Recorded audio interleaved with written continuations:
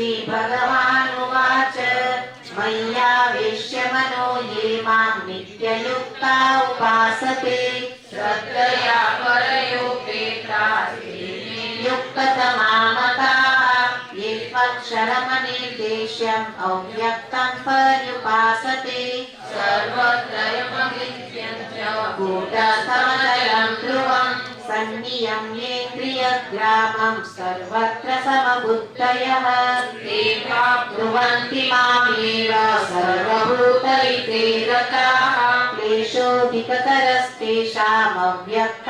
क्लेशोऽधिकतरस्तेषामव्यक्तासक्तचेतसाम् अव्यक्ता हि गतिर्दुःखं देहवद्भिरवाप्यते ये तु सर्वाणि कर्माणि मयि सन्न्यस्य मत्पराः